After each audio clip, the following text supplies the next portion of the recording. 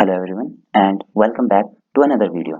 आज की हम इस क्लास में पढ़ेंगे बायोकेमिस्ट्री। मतलब बेसिकली हम स्टार्ट कर रहे हैं जिसमें हम सबसे पहले जो पढ़ेंगे वो है हमारा कार्बोहाइड्रेट्स। ओके, तो अब कार्बोहाइड्रेट्स हैं वो एक्चुअली बायोमोलिक्यूल्स में मोस्ट अबंडेंट है।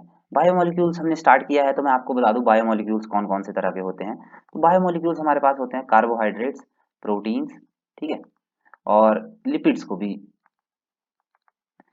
भी हम इंक्लूड करते हैं बायो मॉलिक्यूल्स में, ठीक है। तो अब जो कार्बोहाइड्रेट्स हमारे होते हैं उनमें कार्बन, हाइड्रोजन और ऑक्सीजन, ये तीन मॉलिक्यूल सबसे ज्यादा हैं। इसके अलावा प्लस माइनस नाइट्रोजन और सल्फर भी हो सकते हैं, ये हो भी सकते हैं, नहीं भी हो सकते हैं। फिर हम कार्बोहाइड्रेट्स की जब बात करते हैं तो बेसिकली कार्बोहाइड्रेट की जो आपने डेफिनेशन पढ़ी होगी वो होती है पॉलीहाइड्रोक्सी एल्डिहाइड या पॉलीहाइड्रोक्सी कीटोन। मतलब पॉलीहाइड्रोक्सी, बहुत सारे हाइड्रोजन और ऑक्सीजन इसमें होंगे और उसके साथ कीटोन या फिर एल्डिहाइड ग्रुप इसके साथ जुड़ा होगा, है ना। और कार्बोहाइड्रेट्स को हम सैकराइड्स भी बोलते हैं। सैकराइड्स का मतलब होता है शुगर।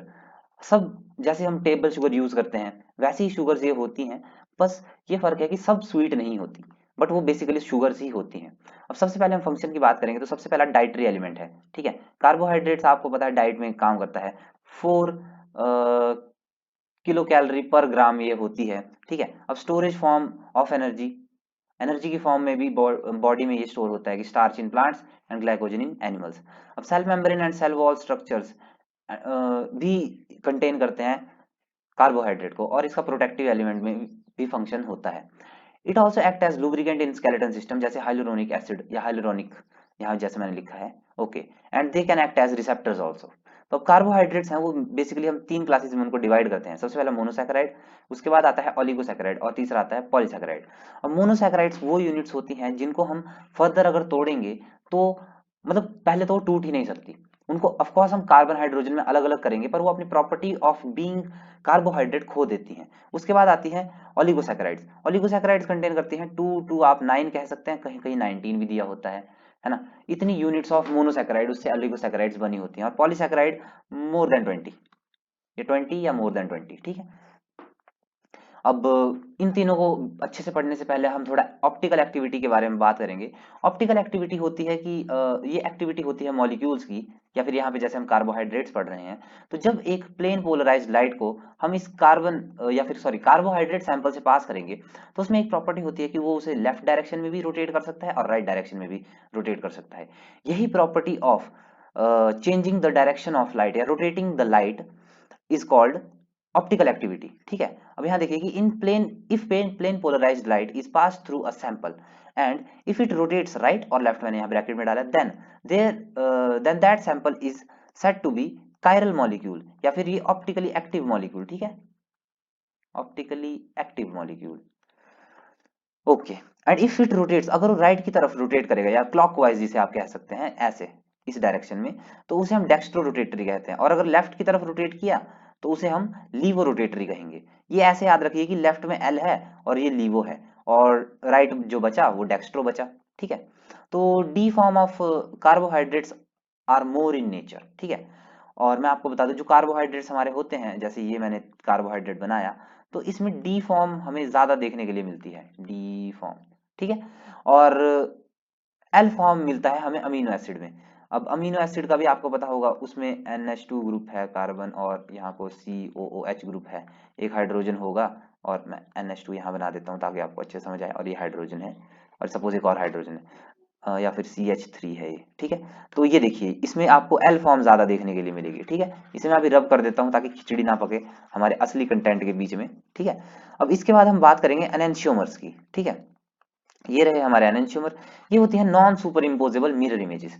तो दो कोई ऐसे सब्सटेंस जो आपको एक दूसरे की तरह सेम टू सेम दिखाई देंगे, पर जब उनको हम सुपर इम्पोज करेंगे तो वो नॉन सुपर इम्पोजेबल होंगे। मतलब अगर मैं इसको उठा के इसके ऊपर रखूंगा तो बिल्कुल एग्जैक्टली मैच नहीं होगा। सपोज मैंने यहाँ पे H रखा है, यहाँ मैंने CH, मैं आपको बना के दिखा देता हूँ अच्छे से ताकि आपको अच्छे से समझ आ जाए, ठीक है। अब ये रेड के देखिए, जैसे ये CC है और ये मैंने बना दिया H और ये बना दिया मैंने CH3। सपोज यहाँ भी H है, यहाँ भी H है, ये H है, ये H है। अब इसकी जब मैं मिरर इमेज बनाऊंगा तो ये CH3 इस तरफ आएगा, फिर C, फिर H इस साइड चला जाएगा, H H H और H। अब इस मॉलिक्यूल को अगर मैं ऐसे का ऐसे इसके ऊपर पुट करूं तो ये सुपर इम्पोज नहीं होगा। वो सुपर इम्पोज क्यों नहीं होगा? क्योंकि जो इस मॉलिक्यूल का ये जो ये वाला CH3 है ना, ये इसके ऊपर आएगा CH3। अब देखिए H के ऊपर CH3 है, इसीलिए हम इसे कहते हैं non super imposable mirror images. Okay, ठीक है। तो अब इसके बाद एनेंशियोमर्स हैं ये, ठीक है। तो एनेंशियोमर्स के बाद हम जिसकी बात करेंगे वो है हमारा आइसोमर्स, ठीक है। अब आइसोमर्स क्या है कि आइडेंटिकल केमिकल फॉर्मूला होता है but different in arrangement of molecules या atoms and may different in properties as well, ठीक है। तो मतलब ये होता है कि जिनके बेसिकली फॉर्मूला तो सेम होता है बट स्ट्रक्चर में वो डिफरेंस कर सकते हैं। इसमें नंबर ऑफ आइसोमर्स की फॉर्मूला निकालने के लिए 2⁻n फॉर्मूला करते हैं, जिसमें जो हमारे पास स्मॉल n मैंने पावर में रखा है उसको कहते हैं हम कायरल, कि मतलब एक कार्बन में कितने कायरल कार्बन प्रेजेंट, एक कार्बन में बोल रहा हूं, एक कार्बोहाइड्रेट में कितने कार्बन प्रेजेंट हैं, ठीक है। अब फिर उसके बाद हम बात करेंगे एपीमर्स की। एपीमर्स मुझे आपको ऑफ कोर्स ड्रॉ करके दिखाना पड़ेगा। जैसे मैं ये मॉलिक्यूल बनाता हूं, ये है हमारे पास शुगर का मॉलिक्यूल, ठीक है, ग्लूकोज का मॉलिक्यूल। एक में यहाँ पे फर्स्ट पे OH नीचे है और एक में ऊपर है, ठीक है। तो इसमें ये फॉर्म है, इसको अल्फा बोलते हैं, ये बीटा फॉर्म बोलते हैं। इसकी डेफिनेशन हम देख लेंगे कि टू, कहाँ गया, हाँ, when two different sugars differ stereochemically at a single carbon, ठीक है। तो मतलब ये देखिए बाकी जगह से सेम है, उसका इन दोनों में डिफरेंस है सिर्फ इन OH वाली पोजीशन पे, ठीक है। तो other than anomeric carbon, anomer नहीं होना चाहिए वो, ओके। तो उस एग्जांपल देख लेंगे कि ग्लूकोज और गैलेक्टोज, या फिर ग्लूकोज और मैनोज, ये C2 और ये C4, ये C4 एपिमर है, ये C2 एपिमर्स है। वैसे ही एनोमर होते हैं अल्फा और beta. Oh, okay okay okay okay, my bad friends. हुआ ऐसा कि मैंने आपको गलती से गलत बता दिया, ठीक है। ये हैं एनोमर्स, ये जो ये रिंग फॉर्म में हुए, ठीक है। और ये जो हमारे एपिमर्स हैं, वो हम बेसिकली जब इनको डिस्कस करते हैं, हम उनको डिस्कस करते हैं चेन फॉर्म में। मैं आपको बना के दिखा देता हूँ। जैसे मैंने 4 कार्बन का मॉलिक्यूल बनाया, यहाँ पे है CHO, ठीक है, एल्डिहाइड है ये, ठीक है। एक में H यहाँ है, OH यहाँ है, H यहाँ है, OH यहाँ है, ठीक है। अब जब मैं इसका दूसरा स्ट्रक्चर बनाता हूँ HO, ठीक है, 2 3 4, ओके, CH3OH, सपोज CH2OH है, ठीक है। तो अब ये देखिए जहां भी यहाँ पे हाइड्रोजन इस तरफ को था, यहाँ पे मैंने OH इस तरफ को कर दिया और हाइड्रोजन इस तरफ को कर दिया, और ये सेम रहा HOH। तो ये रही इसकी एनोमरिक साइट, है ना, ये इसकी एनोमरिक साइट है। इसमें डिफरेंस नहीं है, डिफरेंस है इन दोनों में, ये जो फर्स्ट कार्बन और ये सेकंड कार्बन, ये इसका सेकंड कार्बन। तो इसी से हमें उसके एपिमर्स का पता चला, लीनियर फॉर्म में एपिमर्स और सर्कुलर या रिंग फॉर्म में एनोमर्स, जैसा मैंने आपको पहले समझाया था। तो एनोमर्स में अल्फा बीटा स्ट्रक्चर आते हैं, ठीक है।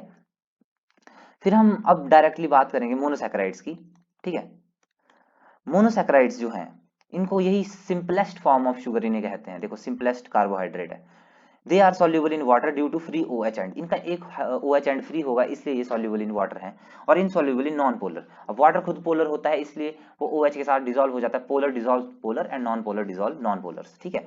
तो ये है मोस्ट एबंडेंट मोनोसैकेराइड जो होती है नेचर में, होती है डी ग्लूकोज, जिसे हम डेक्सट्रोज भी कहते हैं, है ना। फिर इसमें अलग अलग कैटेगरीज आती है। सबसे पहले हम ट्रायोज की बात करेंगे। इसमें आप देखिए ये 3 यहाँ पे कार्बन्स हैं, इसलिए इसे ट्रायोज कहा गया है, ठीक है।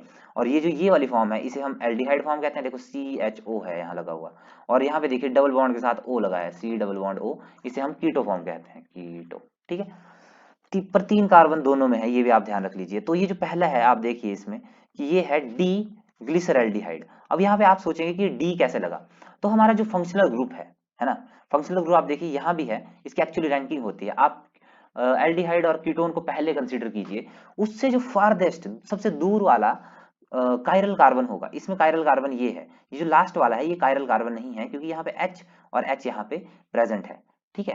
तो जो इसके मतलब ये वाला आप देख सकते हैं, ये वाला कार्बन जो है ये कायरल है, ये ऊपर वाला ये, ठीक है।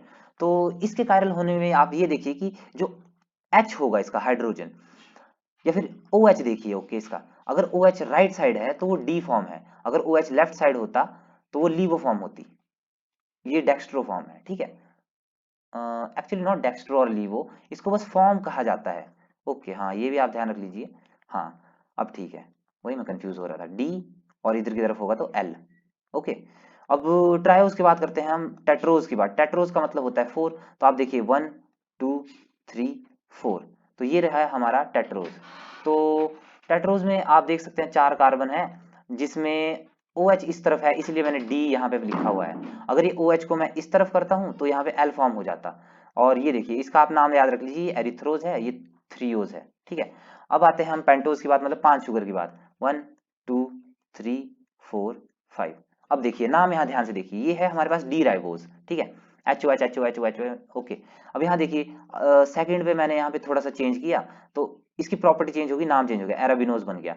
फिर ये 4 पे किया तो जाइलोलोज बन गया। फिर ये यहाँ भी किया और यहाँ भी किया तो ये लैक्सोज बन गया, ठीक है। ऐसे ही हेक्सोज मतलब 6 शुगर वाले, इसमें सबसे इंपॉर्टेंट है वो है डी ग्लूकोज। मैं आपको चाहता हूं कि इस डी ग्लूकोज को बनाने का आप तरीका यहाँ पे ध्यान रख लीजिए। आपको क्या करना है, सबसे पहले 6 कार्बन बनाने, 1 2 3 4 5 6। अब इस पे नंबरिंग देखिए, अब ये फर्स्ट है, ये सेकंड है, ये थर्ड है। अब थर्ड में OH आप लेफ्ट साइड लगा दीजिए और बाकी HOH आप जैसे हैं वैसे ही रखिए, इधर को H इधर को OH, सेम यहाँ भी रखिए, यहाँ भी रखिए और यहाँ भी रखिए, ठीक है। अब इसमें आप ध्यान से देखिए, जब इसको आप कंप्लीट करेंगे, ये एल्डिहाइड है ऑफ कोर्स, तो डी ग्लूकोज यहाँ बन गया। और अगर मैं ये जो ये वाला है, ठीक है, अगर मैं इस पे यहाँ पे छेड़छाड़ कर दूं, छेड़छाड़ मतलब ये H को इधर ले आऊं और OH को इधर उधर ले आऊं, तो ये D के बजाय L ग्लूकोज बनेगा, ठीक है। अब जो मैंने अभी आपको लीनियर और रिंग फॉर्म बताई, वो कुछ आपको समझ आ ही गया होगा, है ना। तो अब इसमें क्या होता है कि पायरिनोज है 6 मेंबर्ड रिंग स्ट्रक्चर कहते हैं, जैसे हम ग्लूकोज का बनाते हैं, ठीक है, इसको कहते हैं पायरिनोज, ओके। अगर हम फ्रक्टोज जैसी चीज को बनाएंगे तो ये देखो 5 मेंबर्ड है, 1 2 3 4 5, ओके। तो 5 मेंबर्ड रिंग है, इसे हम कहेंगे फ्यूरानोज। ये जब लीनियर फॉर्म हेमी एसिटाइल और हेमी कीटल बॉन्ड का फॉर्मेशन करती है तो ये इस सर्कुलर या साइक्लिक फॉर्म में आ जाती है।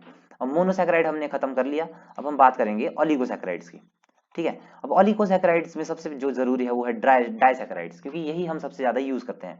अब disaccharides are joined by glycosidic bond, जो कोवेलेंट बॉन्ड होते हैं, ठीक है। All monosaccharide are reducing sugars but disaccharides contain non reducing ends also, ठीक है। अब यहाँ पे जो 3 सबसे मेजर हैं जो आपको एग्जाम में आ सकते हैं वो है सुक्रोज, लैक्टोज और माल्टोज। मैं आपको चाहता हूं कि फर्स्ट आप ये याद कीजिए, माल्टोज, ठीक है। माल्ट शुगर होती है अल्फा ग्लूकोज और अल्फा ग्लूकोज की 2 सब यूनिट मिलके, मतलब ऐसी चेन बना, सॉरी डाइसैकेराइड है। एक अल्फा ये है, एक अल्फा ये है, ये ग्लाइकोसिडिक बॉन्ड से जुड़ी होगी और माल्टोज से फॉर्म हो जाएगा। लैक्टोज फिर आता है अल्फा ग्लूकोज और बीटा गैलेक्टोज, फिर उसके बाद आता है सुक्रोज, अल्फा ग्लूकोज और बीटा फ्रक्टोज, ठीक है। और सुक्रोज को ही हम इन्वर्ट शुगर भी कहते हैं। अब इसके अलावा देखो, मैंने आपको 3 बता दिए, एक बता दिया मैंने माल्टोज, दूसरा मैंने आपको बताया सुक्रोज और एक बता दिया मैंने आपको लैक्टोज। इसके अलावा अगर आपको कुछ आया तो वो ये हो सकता है लैक्टुलोज, सेलोबायोज और ट्रीहेलोज, ठीक है। आप इसमें देख लीजिए, मैंने यहाँ पे बताया कि फर्स्ट यूनिट्स क्या होंगी, ठीक है, और सेकंड यूनिट क्या होंगी और वो किस बॉन्ड से जुड़ी होंगी, मैंने ये भी यहाँ पे रिप्रेजेंट किया है। तो यहाँ पे रिड्यूसिंग नॉन रिड्यूसिंग का कॉन्सेप्ट है। अगर आप देखेंगे एक सुक्रोज है जो फुल नॉन रिड्यूसिंग है, ठीक है। मैंने आपको यहाँ बताया कहाँ, ये देखो सुक्रोज फुल नॉन रिड्यूसिंग है, वो इसलिए है क्योंकि इसका OH एंड जुड़ा, एक दूसरे से जुड़ जाते हैं, अल्फा और बीटा का जुड़ जाता है। तो आप अगर इसको ध्यान से देखेंगे, मैं आपको बना के बता दूं अगर, तो मैंने कहा बीटा फ्रक्टोज है ना, तो इसका OH एंड यहाँ होगा और अल्फा ग्लूकोज जो है वो ये मतलब ऐसे होगी, तो OH इसका यहाँ होगा, ये दोनों जुड़ जाएंगे तो OH फ्री नहीं रहेगा, इसलिए इसको इन्वर्ट शुगर बोल दिया और इसीलिए ये नॉन रिड्यूसिंग होगी। ट्रीहेलोज का भी कुछ वैसा ही कॉन्सेप्ट है। और अब बात हम करेंगे पॉलीसैकेराइड्स की। ये ऊपर डायग्राम है, आप देख सकते हैं, बाकी मैंने नीचे फिर से एक्सप्लेन किया है, तो मैं नीचे से एक्सप्लेन करना इसे पसंद करूंगा, ठीक है। तो पॉलीसैकेराइड्स में जो हम इसको क्लासिफाई करते हैं वो होमोपॉलीसैकेराइड और हेट्रोपॉलीसैकेराइड्स में, ठीक है। तो इसमें जो बेसिकली सबसे हम बात करेंगे पहले होमोपॉलीसैकेराइड की, जो जिसमें है हमारा स्टार्च। अब डी ग्लूकोज की बहुत सारी सब यूनिट मिलकर बनी होती है हमारी स्टार्च। इसमें अमाइलोज और अमाइलोपेक्टिन होते हैं, जिसकी मैंने परसेंटेज ये लिखी है। अल्फा 1,4 ग्लाइकोसिडिक बॉन्ड जिसमें होगा वो है अमाइलोज और अल्फा 1,6 होगा ग्लाइकोसिडिक बॉन्ड, वो है अमाइलोपेक्टिन, और ये फिर भी जुड़ी होंगी। अमाइलोज ऐसे लीनियरली होगा, फिर ऐसे ब्रांचिंग हो जाएगी, ये अमाइलोपेक्टिन है, ठीक है, ऐसे ऐसे जुड़ी होंगी। और स्टार्च आपको पता है कि स्टोरेज में काम, आई मीन फूड रिजर्व है प्लांट्स का। सिमिलरली ग्लाइकोजन है वो स्टार्च की तरह है, एनिमल स्टार्च जिसे कहा जाता है, सेम है starch but more branched compare to starch, ठीक है, ग्लाइकोजन। अब आती है सेलुलोज की, इसका काम होता है protection, structural component of plant है। अब बीटा डी ग्लूकोज यहाँ पे जुड़ा होता है, ठीक है। अब ये जो ये डी ग्लूकोज थे ये अल्फा फॉर्म में थे और ये वाला बीटा डी ग्लूकोज में है, और इसमें जो बॉन्ड है वो है बीटा 1,4 ग्लाइकोसिडिक बॉन्ड, ठीक है। पहले याद रखिए कि स्टार्च ग्लाइकोजन दोनों ग्लूकोज ग्लूकोज के सब यूनिट से मिलकर बने हुए हैं, और अल्फा 1,4 अल्फा 1,6 बॉन्ड दोनों में प्रेजेंट है। इसमें थोड़ा ज्यादा अल्फा 1,6 बॉन्ड प्रेजेंट होंगे कंपेयर टू स्टार्च। और ये जो हमारा सेलुलोज है इसमें बीटा डी ग्लूकोज बहुत सारे नंबर में जुड़ा होगा और बीटा 1,4 ग्लाइकोसिडिक बॉन्ड बनाएगा। इसके बाद हम बात करेंगे काइटिन की। काइटिन आर्थ्रोपॉड्स में आपको पता है प्रेजेंट होता है, एक्सोस्केलेटन वगैरह में। एन एसिटाइल डी ग्लूकोसामीन की बहुत सारी सब यूनिट्स मिलके काइटिन का फॉर्मेशन करती हैं। अब पैक्टिन आपने ये भी सुना होगा, found between the tissue as an intercellular substance at the cell wall of fungi. ये है डी गैलेक्टोयूरोनिक एसिड को बहुत सारी चेन्स में अगर आप जोड़ते रहेंगे तो आपको मिलेगा पैक्टिन। ठीक है, अब हम बात करेंगे हेट्रोपॉलीसैकेराइड की, जिसमें सेम यूनिट नहीं जुड़ी होती, अलग अलग यूनिट जुड़ी होती है। इसमें ये चार आपको याद रखने की बिल्कुल बिल्कुल जरूरत है। ठीक है, अब इस सबसे पहले हम हाइलुरोनिक एसिड की बात करेंगे। डी ग्लूकोरोनिक एसिड और एन एसिटाइल डी ग्लूकोसामीन यहाँ पे जुड़े होते हैं बीटा 1,3 बीटा 1,4 से। और कॉन्ड्रोइटिन सल्फेट ए में डी ग्लूकोरोनिक एसिड, ठीक है, ये देखिए डी ग्लूकोरोनिक एसिड सेम है। अब N acetyl D glucosamine 4 sulphate है यहाँ पे, उसमें एक्स्ट्रा नहीं था, ये 4 सल्फेट है। अब कॉन्ड्रोइटिन सल्फेट ए है वो 4 सल्फेट में यहाँ पे आप याद रख लीजिए। फिर आता है डर्मेटन सल्फेट, इसमें डी आइडोयूरोनिक एसिड और N acetyl D glucosamine 4 sulphate फिर से जुड़ा होगा बीटा 1,3 1,4 से। अब फिर आता है कीटो सल्फेट। अब कीटो सल्फेट डी गैलेक्टोज और एन एसिटाइल डी ग्लूकोसामीन 6, याद रखिए 6 सल्फेट से बना है और बीटा 1,4 बीटा 1,3 अगेन आएगा। यही है बेसिकली हमारा कार्बोहाइड्रेट्स। इसी के साथ मैं चलता हूँ। Thank you very much.